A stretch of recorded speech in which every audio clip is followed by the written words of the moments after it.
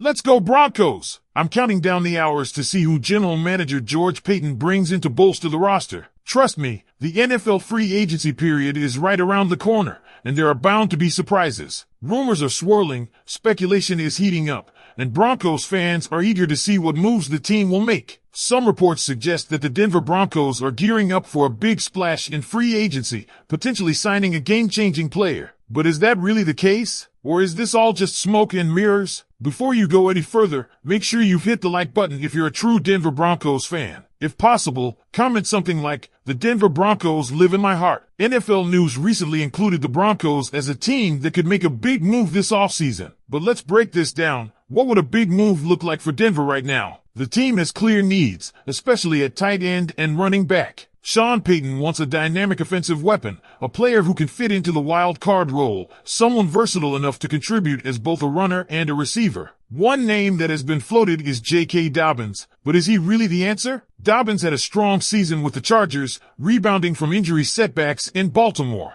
But why would Los Angeles let him walk after he proved he can be a difference maker? The likelihood of Denver landing him seems slim. The same goes for other big-name running backs like Aaron Jones and Nick Chubb. While these players could bring experience and talent, they don't necessarily fit the mold of what Peyton is looking for. So if not a running back, what about tight end? This free agency class isn't exactly overflowing with top-tier options. The idea of targeting someone like Juwan Johnson, who has ties to Peyton from their time in New Orleans, might seem reasonable, but would it truly be a splash move? The reality is, Denver's best option to address the tight end position might be through the draft. It's a deep class this year, with prospects like Tyler Warren and Colston Loveland generating first-round buzz. If the Broncos want a long-term solution at tight end, spending big in free agency may not be the way to go. That brings us to another question. If the Broncos aren't making a splash at running back or tight end, where could they? Linebacker might be the most realistic position for a major signing. Denver appears to be interested in restructuring its interior linebacker group. There's been speculation about moving on from Alex Singleton, who is coming off an ACL tear. If the Broncos decide to go all in at linebacker, a name like Zach Bond from the Eagles could be intriguing. Would signing him qualify as a big move? Maybe. But is it the move that fans are expecting when they hear the words major splash? Probably not. And that's the core issue here. What defines a splash signing? Is it simply spending money for the sake of it? Because if so, history has shown that reckless spending in free agency doesn't always yield results. Denver has been down that road before. The smarter approach would be to make calculated moves, finding value rather than overpaying for a name. Broncos country, this is where you come in. Do you think the Broncos should go all out and sign a big-name free agent? Or should they take a more patient approach, focusing on the draft and making strategic additions instead? Drop your thoughts in the comments, and let's talk about it. Now, let's dig even deeper. If the Broncos aren't likely to make a major splash in free agency at running back, tight end, or linebacker, what exactly is the plan? Because let's be real, fans don't want to hear about a slow, methodical rebuild. They want excitement. They want a team that can contend. So how do the Broncos bridge the gap between making smart roster moves and still generating the kind of momentum that gets the fan base fired up? One possibility that hasn't been ruled out is a trade. Free agency isn't the only way to make a big move,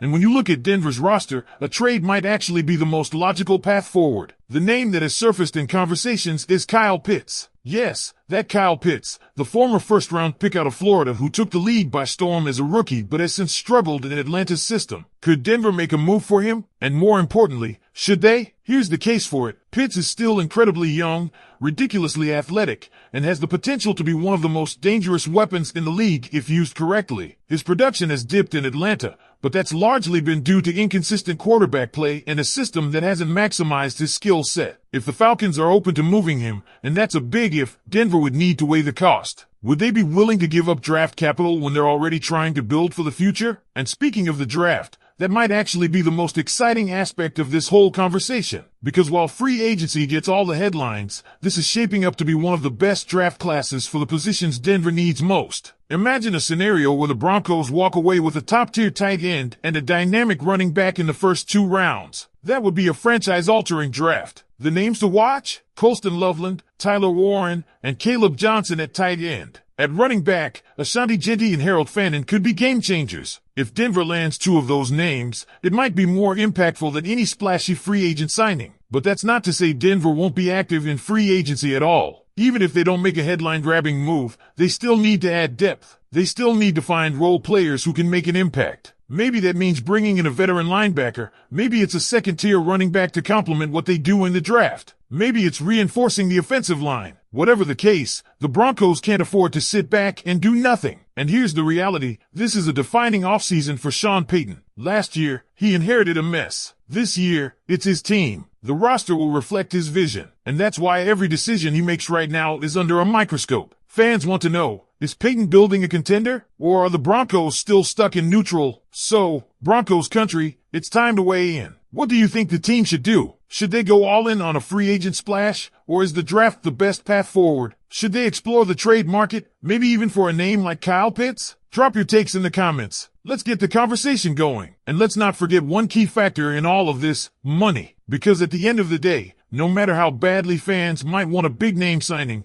the Broncos still have to be smart with their cap space. Overpaying for a player just for the sake of making headlines? That's how teams get stuck in mediocrity. Just look at some of Denver's past free agent moves that didn't pan out. Randy Gregory, Jawan James, even going back to Jarvis Green, who never played a single snap despite signing a 4-year deal. So, what's the smarter play? Build through the draft. Target the right free agents, not just the biggest names. And if an opportunity arises to trade for a difference maker at the right price, then, and only then, does it make sense to go big. The key takeaway here is patience. The free agency pool might not be overflowing with perfect fits right now, but that doesn't mean things won't change. Teams are making roster cuts left and right. Players we aren't even talking about today could suddenly be available tomorrow. That's why the Broncos can't afford to force a move too early. They need to let the market come to them, not the other way around. Take running back, for example. J.K. Dobbins is intriguing, sure. But is he worth a big money deal given his injury history? Probably not. Aaron Jones, Nick Chubb, these are great players, but they don't fit the Joker role that Shawn Peyton wants. So if the right name doesn't appear in free agency, why not just wait for the draft? There's no sense in overpaying now when a more affordable, high-upside option could be available in April. And that's exactly why this whole Broncos making a big splash rumor doesn't hold up. At least not in free agency. The Broncos' biggest moves, if they make them, are far more likely to come in the trade market or the draft. And honestly, that might be the best case scenario. Because building a sustainable winner isn't about chasing big-name free agents. It's about making the right moves at the right time. So, where do you stand, Broncos country? Do you want to see a major signing, even if it means spending big? Or do you trust the process and believe the draft is the best way forward? And what about the trade market? Should Denver go after a player like Kyle Pitts, or maybe another unexpected name that becomes available? Drop your thoughts in the comments. Let's debate. Because one thing's for sure, this offseason is going to define the future of the Denver Broncos. And whether they make a splash or not, every move matters.